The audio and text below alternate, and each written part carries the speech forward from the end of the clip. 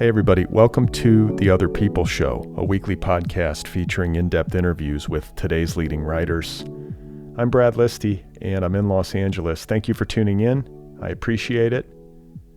Hope everything's going okay out there. Don't forget to subscribe wherever you listen. You can also subscribe on YouTube. Follow me on social media, TikTok, Instagram, Twitter, and Blue Sky. So it is Friday and therefore time for another flashback episode. I'm going to be digging into the archives and sharing with you an outtake from episode 409, my conversation with author Tony Tulathimutte. Episode 409 first aired on April 13th, 2016. Tony Tulathimutte is the author of a debut novel called Private Citizens, and his latest is a novel in stories called Rejection. It is forthcoming from William Morrow and Company in September 2024. So just a couple of months away, 2-3 months. Tony's work has appeared in a variety of publications, including the Paris Review, N+1, and the New York Times. He is the recipient of an O. Henry Award and a Whiting Award, and he runs a writing class called Crit in Brooklyn.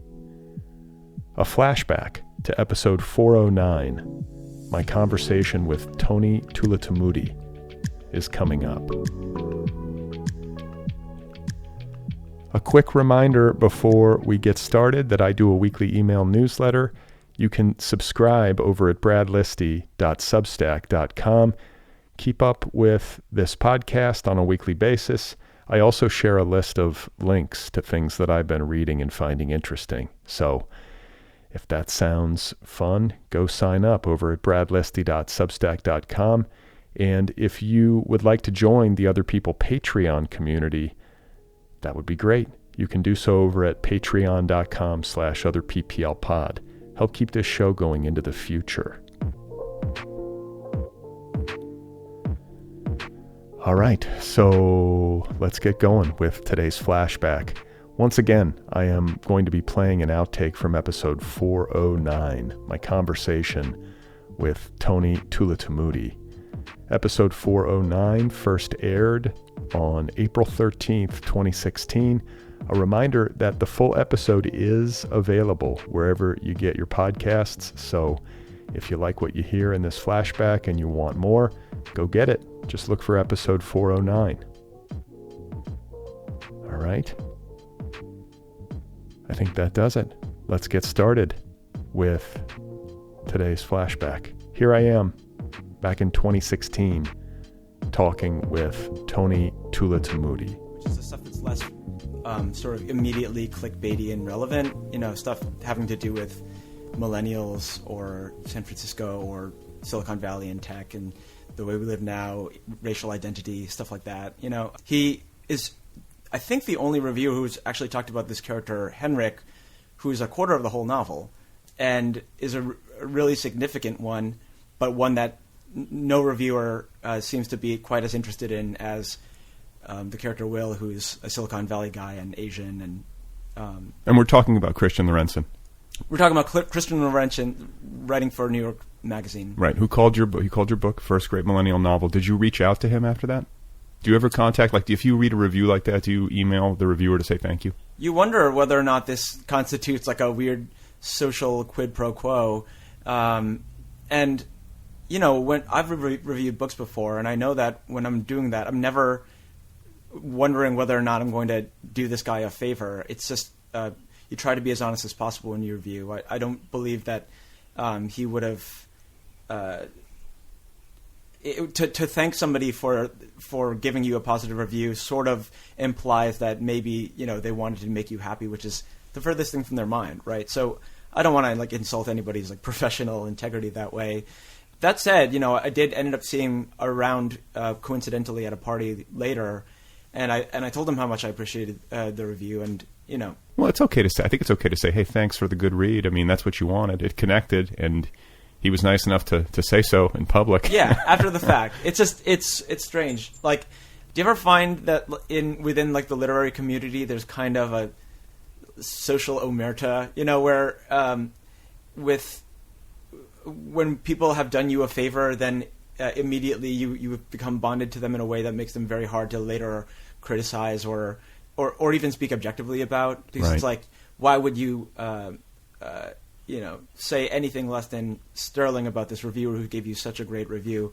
It's this dynamic exists to an extent in all communities, but in the literary world, a lot of it is public, right? It ends up being written about. I just try to be as little involved as possible. Although when, that said, I want to balance that against genuine gratitude for getting a good review. So, well, it's interesting too when I think about writers over the course of a long career who get reviewed consistently in all the big papers or whatever. And let's say you come out with your debut novel and it's widely celebrated, and the New York Times has a glowing review, and it's Dwight Garner, for example. Yeah. And then the next book you write, same thing. And then the third book, Dwight Garner pans you. That's like I've seen that happen. Where you go, oh man, he used to love him, but right. Et tu, Garner? Yeah, et tu, right. Yeah. But that's the game. I mean, and his job is not to do anybody any favors. His job is to react honestly. Yeah, and as much as you try to be as sublime and serene about the reception of your book, you can't help but feel something about it. I think that just for the sake of professionalism, I just try to keep my mouth shut. Do you read reviews, or do you let people tell you about them, or do you read them all? I'm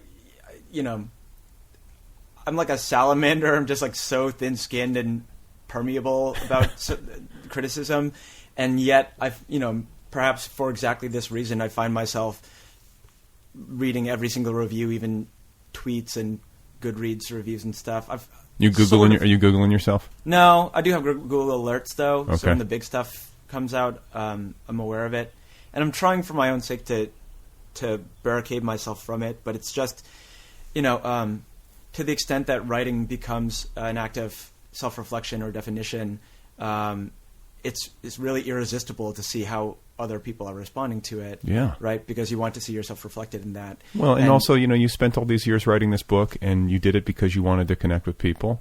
And so you put the thing out into the world, and then to totally ignore the part of the process where the book is connecting with people or not seems a little bit strange. Yeah. Well, I don't know.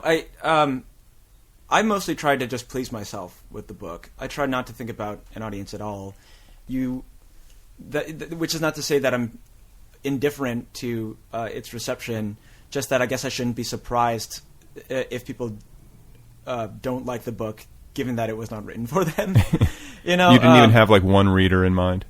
Just myself. Just yourself. Yeah, and that's not to say that I don't that all criticism falls on deaf ears. It's just important, I think, to remember that if you're not at the very least pleasing yourself with it, then you open yourself up to the potential of failing to please an audience and yourself, which is kind of the worst case scenario. But I'm also a reader. I enjoy a lot of the same things other readers do. I don't see why writing for myself and for my own purposes and tastes automatically keeps me from being somebody that other people could find interesting.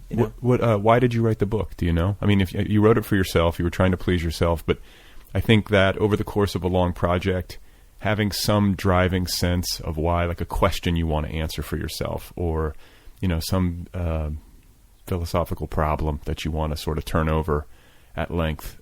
Was there something like that you can point to that clearly as to why you wanted to tell this story? I mean, I find really often that the hardest thing about writing is not necessarily having a plan and executing it. It's more like writing the question and then answering it, right? For such a long time, you don't know what you're doing with the book because you don't know what you want the book to express or how it should feel. It takes a long time to settle on one thing over another and discard other options. So for a long time, I had no idea what I wanted to do with it, other than I wanted to write a really good book. And also write about things that I was thinking about at the time. I started in 2008. And how many years did it take you? 7.5 years. Okay. So, I mean, counting to today, even though I wrote the bulk of it and finished it up mostly in 2013. I find that's often the case with people I talk to, where the book is written, nominally over a long period of time, 5, 6, 7, 8 years. Yeah. But there's usually 1 or 2 years in that time span where there's a concentrated push. Right. Or the writing comes more quickly. Yeah. And then in the sort of yawning chasm of time between when you finish it and when it actually hits shelves, your mind goes to other things, and then you're called upon in the most absolutely urgent, mission-critical way possible to pretend like you urgently care about it again when it comes out. It's sort of in your rearview mirror. It is, right. And which is not to say that I don't care about it or have outgrown it, just that your head has to be in 2 places at once. Publicly, you have to be talking about this thing that you finished quite some time ago, and, have probably changed your opinion about in a lot of ways. And doing it in a way that hopefully gets people interested enough to read it, while at the same time, like under the surface, you're occupied with other things. Are you working on the next book? The next 4. What, like a series? Yeah, no. I just am somebody who has real attention problems, and it's hard for me to stay committed to one project at a time. You have ADD? So, I mean, I take Adderall. You do? Okay. Can I have some? Yeah, I'm just kidding. Later. Yeah. But yeah, it's I hop from project to project, mostly because it's important to me to feel like I am working on something that I'm really invested in from day to day, and the chances that that's going to be the same thing from day to day are actually pretty slim. That's actually, it might also be a good way to be more productive. You got 4 things cooking at once. Like you say, if one of the projects isn't really doing it for you on a particular day, you can jump to another one. Yeah, exactly. And then that way, you don't lose days. You're being productive no matter what. And then when you look up 2, 3, 4, 5, 6, 7 years down the road, maybe you have 2 books done instead of 1. It is. It's sort of like a long game, but also it's just a matter of play, right? That by balancing one form of procrastination against another, you can slack off but still be productive. David Foster Wallace used to do that. He'd have multiple books going at once. I'm sure a lot of writers do that, but yeah. Well, at the very least, they have these sort of potted plants that they're tending to. They, Word files gathered loosely around a theme or motif. Word files. Yeah. You have you have folders. I have folders. I use Scrivener too, and I have Scrivener. I need to use Scrivener more. Yeah, it's just like a file organization system. It's like the equivalent of having a bunch of different Word files open in a convenient form. But to me, the private citizens existed in the form of maybe 80 or 90 different text files, just collated by almost nothing in particular. When you say text files, you mean text edit on a Mac? Like Word files. Okay, because I want to say, not to interject myself too much into this, but I've gotten to the point on the book that I'm working on that I work better if I'm working just in a weird generic text edit file, because it's less serious somehow. I don't know what that means. It's a weird thing. It's a weird affectation I have. Well, the higher the perceived commitment to what you're writing, the higher the anxiety, right? Yeah, yeah. The more the anxiety, the less you can get. I was like, this isn't Scrivener worthy. This is just text edit. It's not serious. That there's a hierarchy of permanence within, and then if you're really close to finish, then you finally import it into the nice InDesign file. Yeah. You get the margins going. You get the page layout. Yeah. Small caps for the subchapter headings. I look forward to that day. I actually think about that. I think I'm gonna do that. Yeah. But I'm not there yet. Yeah. I want to actually do a book layout. I want to see how it looks in the editorial phase, as it would look in terms of an actual publication layout. That can be helpful. Is it a novel? Yeah. And I've talked to, I'm trying to remember who it was. I think it was Merritt Tierce. She's a good friend of mine. Oh, she is. Okay, you guys go to Iowa together? Yeah, she was a year above me.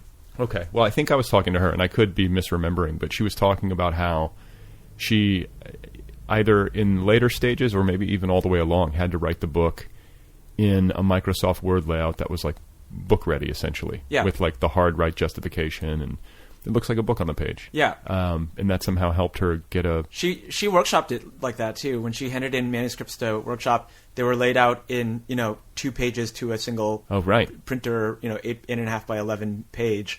And it looked formatted and done. And her writing was always so strong that it almost felt like you were just sort of correcting page proofs when you were workshopping her. But I sort of get that. Like, if this is serious, this is a book. Make it look like a book. Absolutely, yeah. And there remains to be a dissertation written about the way that these like technological appendages are of influencing writers' approach to writing. Usually right now, where we're stalled at in like the public conversation around it is, shut off your phones. It's a distraction. Close the virtual door. And it's a lot more complicated than that. Like, how can we measure the impact that things like spell check or find and replace have had on people's writing? Copy and paste is a huge thing. Just the ability to make writing so fungible and so manipulable. Constantly editable. Yeah. Back in the day, you're on a typewriter or you're writing longhand. It's a lot more laborious just to make a change. Yeah, and it's such a generational thing, too. That when you see people writing about it in like a previous generation, then they say, oh, it lets you write too fast. You just write a lot of garbage. Or, I like typewriters better because you can't delete. And you have to commit more to every word. And really, people just end up growing around whatever tools are available to them. All right. There we go. That was my conversation with Tony Tulathimutte in episode 409. The episode first aired on April 13th, 2016. A reminder that the full episode, the full conversation with Tony, is available wherever podcasts are available. If you want to learn more about Tony Tulathimutte and his work, check him out on the internet at tonytula.com. Follow him on Twitter and Instagram. Don't forget to subscribe to this podcast wherever you listen. You can also subscribe on YouTube. Follow the show on social media, TikTok, Instagram, Twitter, and Blue Sky. Sign up for my weekly email newsletter over at bradlisti.substack.com. Join the Otherppl Patreon community over at patreon.com/otherpplpod. If you have 2 minutes and you want to help me out, please give this show a rating wherever you listen. Rate it, review it. It helps the show find new listeners. Get an Otherppl t-shirt and join my book club over at otherppl.com. And if you want to read my latest novel, it's called Be Brief and Tell Them Everything. Available now in trade paperback, ebook, and audiobook editions. I narrate the audiobook, so read it if you want to read it. It's called Be Brief and Tell Them Everything. All right, so coming up on Sunday, my guest will be Morgan Talty. His debut novel is called Fire Exit. It is available from Tin House. Fun to talk with Morgan again and to catch him as his first novel makes its way out into the world. So, Morgan Talty coming up on Sunday